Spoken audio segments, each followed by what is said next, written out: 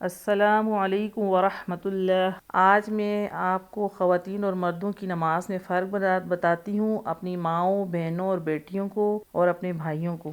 گھر میں علیحدہ اور باپردہ جائیں نماز پڑھیں۔ خواتین کے لیے ہے وہ ایک علیحدہ گھر میں الگ تھلگ کمرے میں نماز پڑھیں۔ مرد حضرات مسجد میں باجماعت نماز ادا کرنے کی پابندی کریں۔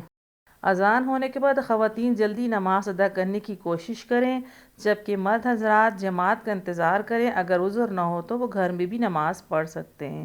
اگر عذر ہو تو وہ گھر میں پڑھ سکتے ہیں، اگر عذر نہیں ہے تو وہ باجماعت نماز ادا کرنا مسجد میں ان کے لیے زیادہ بہتر ہے۔ اور عورتیں جو ہیں، خواتین، میری مائیں، بہنیں، بیٹیاں، وہ نماز کے وقت پر اپنی نماز کو فوراً ادا کریں۔ دیر ہونے سے گھر کے کام کاج میں ان کی نماز میں کمی یعنی قضا ہو سکتی ہے۔ خواتین کا سر مکمل طور پر ڈھانپا ہونا چاہیے۔ اگر ایک بال بھی سر کا نظر آیا تو ان کی نماز نہیں ہوگی۔ مرد حضرات کو سر پر ٹوپی رکھنی چاہیے۔ خواتین تکبیر تحریمہ میں شانوں کے برابر ہاتھ اٹھائیں اور ان کی ہتھیلیاں قبلے کی رخ رہیں اور دھیان اللہ تعالیٰ کی طرف رہے۔ اللہ اکبر کہیں۔ مرد حضرات کانوں کی لو تک ہاتھ اٹھائیں گے اور دھیان اللہ تعالیٰ کی طرف رہے۔ خواتین اپنے ہاتھ سینوں پر باندھیں گی۔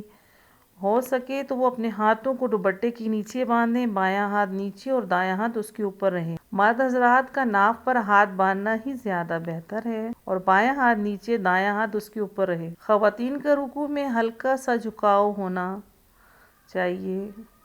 اپنی کمر کو وہ اوپر اٹھا کر رکھیں گی اور ہلکا سا ہاتھوں سے گھٹنوں کو پکڑیں گی۔ مردوں کا رکوع میں کمر سیدھی رکھنی چاہیے اور گھٹنوں کو مضبوط پکڑنا چاہیے ہاتھوں سے۔ خواتین کا سجدے کی حالت میں مکمل سمٹا ہونا چاہیے۔ اپنی ران، بازو، پنڈلیاں بالکل سمیٹ کر وہ اللہ کی بارگاہ میں سجدہ پیش کریں گی۔ مردوں کا سجدے کی حالت میں بازوؤں کو بغل سے جدا رکھنا اور سینے کو زمین سے اٹھا کر رکھنا۔ خواتین کا تشہد میں دونوں پاؤں بچھا کر بیٹھنا اور ہاتھوں کا گھٹنوں سے پیچھے رکھنا اور ہاتھ جو ہے ان کے گھٹنوں سے پیچھے ہوں، تشہد کی حالت میں بیٹھیں۔ مردوں کو تشہد میں دایاں پاؤں اٹھا کر اور بایاں پاؤں بچھا کر قبلہ رخ حالت میں رکھنا۔ خواتین اور مرد حضرات کا سلام پھیرنے کا طریقہ یکساں ہے اور سلام پھیرتے وقت ان کی نگاہ کندھوں کی طرف ہو، دائیں طرف بھی اور بائیں طرف بھی، اور دھیان اللہ کی طرف ہو۔